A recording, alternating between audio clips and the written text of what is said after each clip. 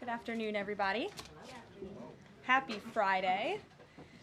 As you all know, the President is currently undergoing his routine and long-scheduled physical at Walter Reed Medical Center, and we will have a readout from the White House physician. Last night, Karoline Leavitt arrived back safely in the United States after being detained in Russia for more than a year. Since Inauguration Day, President Trump and his team have secured the release of more than 40 detained Americans abroad. This is more than half of the number of Americans released by Joe Biden in 4 years, and President Trump has brought these Americans home in 80 days. This administration will continue to work hard to bring Americans home from around the world. As I've said before, and I will say it again today, everybody in this room has access to the most transparent and accessible president in American history. The cabinet meeting yesterday was further proof. President Trump asked each secretary to provide an update to all of you in the media on the critical work they are doing at their respective agencies to deliver on his agenda. And according to new reporting from the Washington Times, who I believe is in this room today, President Trump answered nearly 100 questions from the press, all of you, during his first 3 open press cabinet meetings this year. That's nearly 20 times the number answered by Joe Biden in cabinet meetings during his entire 4 years in office. In more excellent economic news that was released yesterday, the Consumer Price Index report showed inflation fell to 2.4% in March, smashing expectations for the second straight month in a row. This marked the first drop in consumer prices dating all the way back to the COVID pandemic. Prescription drug prices saw the largest monthly decline on record. Prices for airfare, used vehicles, and car insurance all decreased as well. And energy prices fell 2.4% in March, driven by plummeting gas prices around the country. Also yesterday, House Republicans answered President Trump's call to move forward the budget resolution and officially set the stage for the passage of one big, beautiful bill. The American economy will boom after this bill is passed and the rest of the president's pro-growth agenda goes into effect.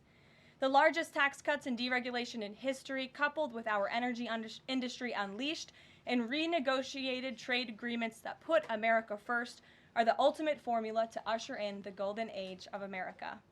On that note, more than 75 countries have now reached out to the Trump administration, eager to address the trade issues that have exploited America and hurt our workers in the process. The phones have been ringing off the hook to make deals, and these countries wisely heeded President Trump's warning not to retaliate, and as a result, they were rewarded with a 90-day pause and substantially lower reciprocal tariff rates during this period so potential solutions can be achieved. Past presidents just willingly accepted the failed status quo on trade that ripped off our workers and our companies. But that's not who this president is. He creates his own leverage and negotiates deals better than anyone else who has sat in the Oval Office before him. And that process is currently underway. On another matter, the deadline for registration under the Alien Registration Act is today. All foreign nationals present in the United States longer than 30 days must register with the federal government. Failure to comply with this is a crime, punishable by fines, imprisonment, or both. As President Trump and Secretary Noem have both said, if you register and you leave now, you choose to self-deport, you may have the opportunity to return later legally. But if not, you will be arrested, fined, deported, never to return to our country again. The Trump administration will continue to enforce our nation's immigration laws. We will not pick and choose which laws to enforce. We must know who is in our country for the safety and the security of our homeland and for all American citizens. I also have a note from the First Lady to share with you on this Friday. On Tuesday this week, First Lady Melania Trump celebrated the advancement of the Take It Down Act in the House Energy and Commerce Committee. The important legislation passed the committee with bipartisan support, and as you may remember, the President talked about this bill in his address to a joint session of Congress last month. The First Lady remains dedicated to her championing child well-being, ensuring that every young person can thrive, and of course, championing her Be Best agenda. We urge Congress to swiftly pass this important legislation. Here in our new media seat today, we have Jordan Berman. Jordan is a social media content creator and influencer and a lawyer who grew up following breaking down the news from a neutral perspective. Jordan is the host of her own podcast called Unbiased Politics, where she dissects the top stories from the week from a legal perspective. Jordan focuses on bringing back real journalism from a nonpartisan perspective and has mastered explaining complex legal decisions to a mass audience in the short-form context. Her two biggest platforms are TikTok and Instagram, where she has roughly 500,000 followers on each. With that, please kick us off, Jordan. Thank you. As you know, yesterday the House passed the SAVE Act, and many married women, soon-to-be married women, are concerned that the new voter ID requirements may inhibit their access to the polls. What assurances can you give women voters in America to ease their concerns? Sure. Well, the SAVE Act, as you mentioned, was passed by the House yesterday. This is the Safeguard American Voter Eligibility Act. I believe I'm getting that correct. And this act is a common sense measure. It would require proof of citizenship for voting in our elections. The Democrats have been fear-mongering about this bill, have been saying that married women, if their name has changed, they didn't change it on their identification, would not be able to vote. That is complete fallacy. There are outlined in the bill about how to avoid that. The president very much supports a common sense solution to ensuring that only citizens can engage in our elections. This is critical to improving the integrity of our elections and also the trust that American citizens need to have in our electoral process. So the president supports this bill, and that is a myth that has been proven wrong by the text of this bill, and I believe some of the co-sponsors of the bill have been very vocal in addressing that, and certainly I myself, as a married woman, would not stand before this podium if the president did not support such a common sense measure. Thank you. For my next question, I actually want to give a voice to the American people. I sourced the question from one of my listeners. Her name is Bryn. She is from Oregon. And she asked, what, if any, plans do you have, the administration, for the money that will be generated by tariffs imposed on foreign goods? How will the administration facilitate the development of American industries when many critical components, labor, parts, etc., are much cheaper and more feasible from foreign entities? It's a great question from your listener, and I want to thank her for submitting it to you to ask. That's the part of the new media seat is so that everyday Americans across the country have a voice in this room. So thank you again for being here. Thanks for the question. The president's point about his trade and tariff agenda is to bolster our manufacturing industries here in our country, to bring down the cost of living here in our country, and to ensure that we are maintaining critical supply chains here in America. We cannot be dependent on countries like China if we want this country to be strong and wealthy. So the president wants to restore wealth to America by shoring up these jobs here at home, which will result in good paying jobs and higher wages for the American public.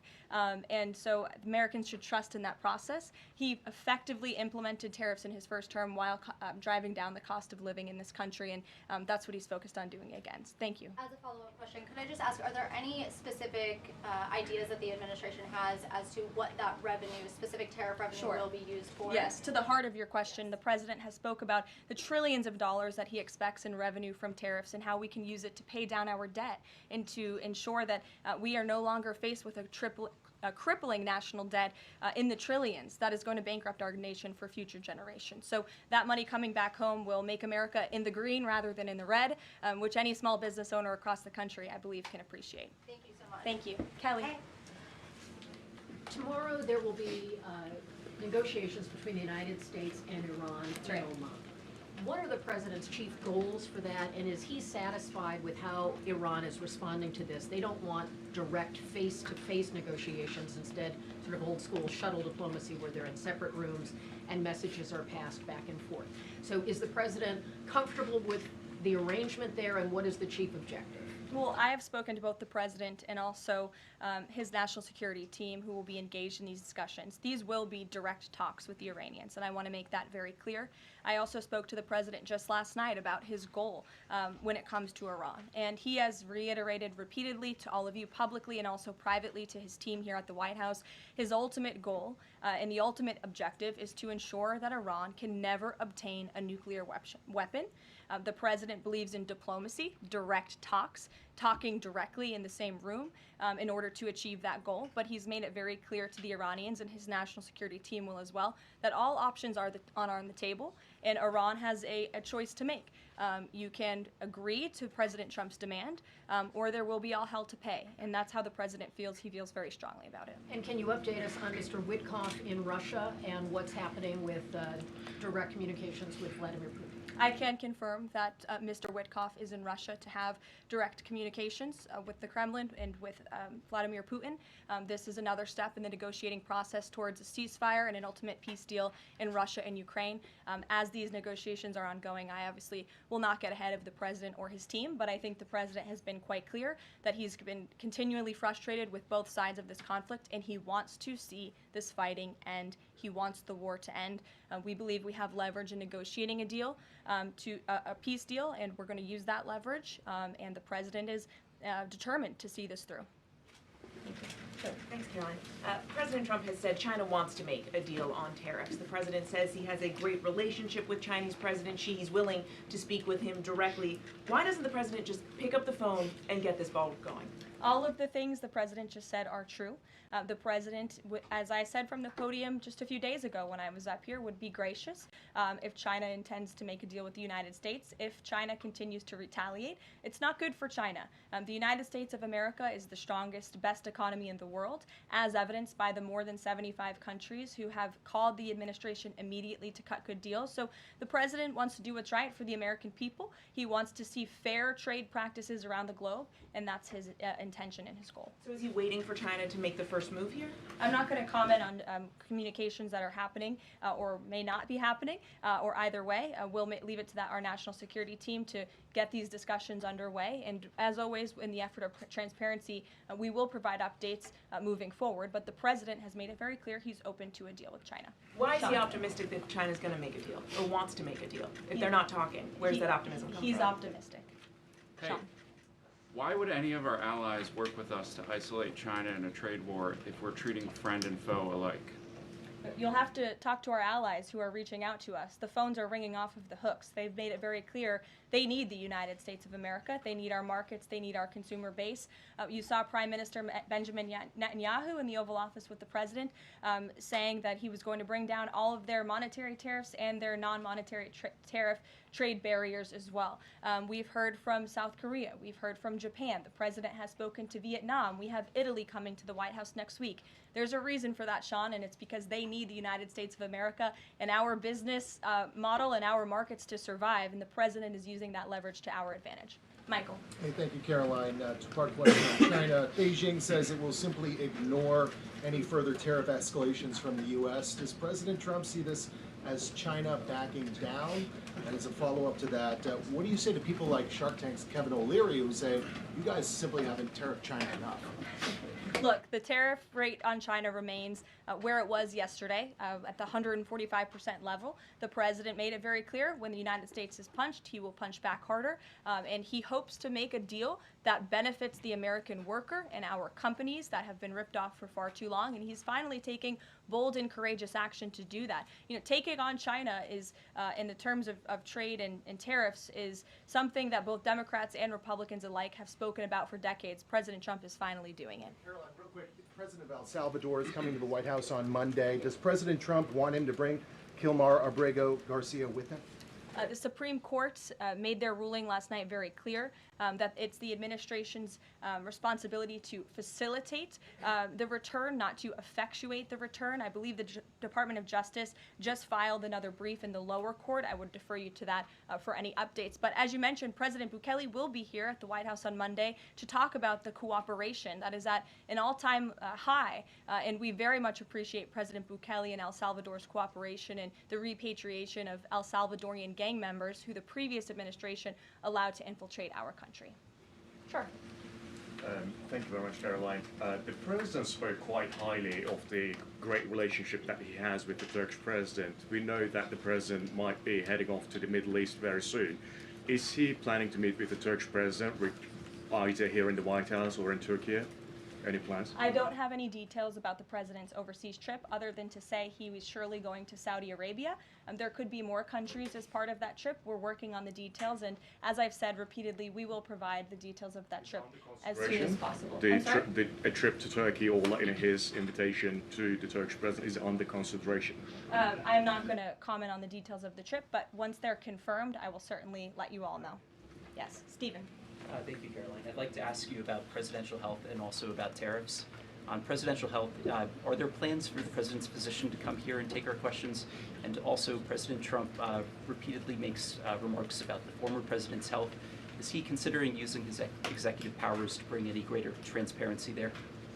As I have said, the president is undergoing his long-scheduled physical. It's a yearly physical that every president receives, and we will provide an update on that by the president's physician as soon as we possibly can. And about the former president and transparency regarding his health, are there...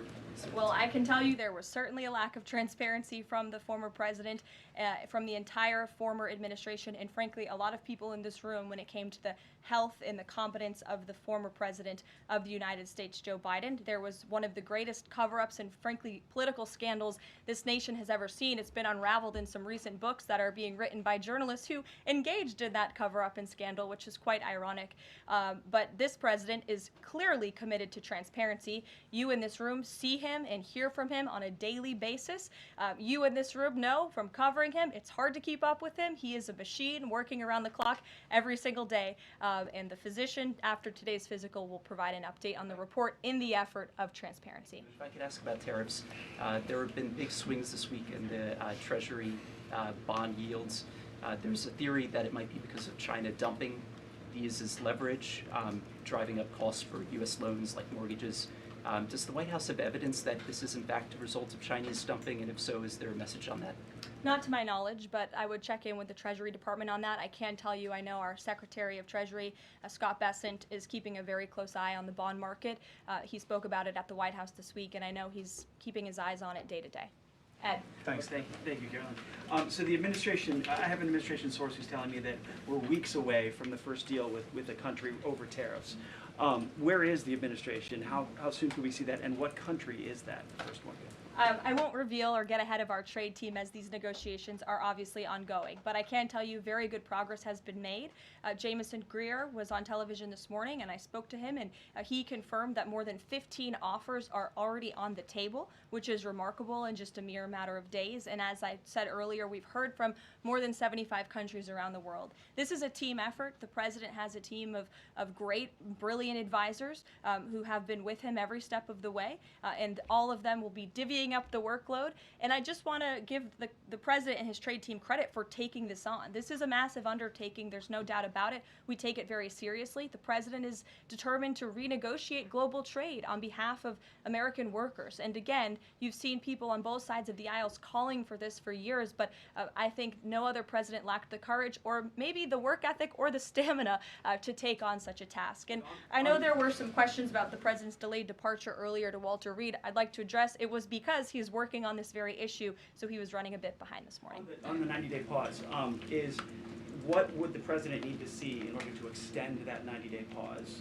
for countries on tariffs? Well, I think the president addressed this yesterday when he said he's hoping that there will be good deals made before the 90 days is up, and we will cut those deals as soon as we possibly can, country by country, tailor-made deals for each and every country as they all propose unique challenges and unique assets to each country, advantages rather, and when that 90-day mark hits, the president will make that decision then. One more, if I could, on a different subject. So a bird earlier attacked my colleague, Peter Doocy, during a live shot at I'm the wondering White if House. that's why Peter is absent from his seat.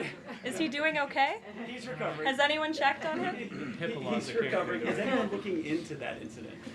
I could check in with GSA to see if anybody here is looking into it. I also understand there was a mouse in the briefing room earlier today, so I'm hoping somebody checked in on that, as I'm hoping it doesn't run up here and distract me. That would be a good way for all of you to distract me, actually, have a mouse come run up here. So I'll get an answer for you on that, out of respect for our good friend Peter. Jeff? Why is American consumer confidence so low? Look, I think there's a great optimism in this economy, great optimism for the American people, a lot of reason for people to feel optimistic. The president is, as I just said, trying to renegotiate the global trade agenda that has ripped off the American people for far too long. As he said, this is going to be a period of transition. He wants consumers to trust in him, and they should trust in him. Look at what he did in his first term. And I just want to reiterate all of the reasons to be confident since you asked, Jeff. For those watching at home, yesterday the CPI report, inflation declined massively. Consumer prices are dropping for the first time in years. Energy prices are down. In fact, oil prices are down 20% since this president took office. Wholesale prices fell again. There have been trillions of dollars in investments into this country. Every day the president is signing executive orders to cut regulation, especially when it comes to Environmental Protection Agency, our energy industry. That's going to unleash the economic boom in this country that we saw in the president's first term. So trust in President Trump. He knows what he's doing. This is a proven economic formula. What is he asking of Americans at this time? He talked about transition costs, transition problems. Is he asking something specific for Americans to do? No, I think the president is asking for Americans trust in Trump, as I just said, trust in his economic agenda and formula. It's a proven formula that works. And by the way, clearly the American people do in fact trust him because they did just overwhelmingly elect him to this office. Jennifer.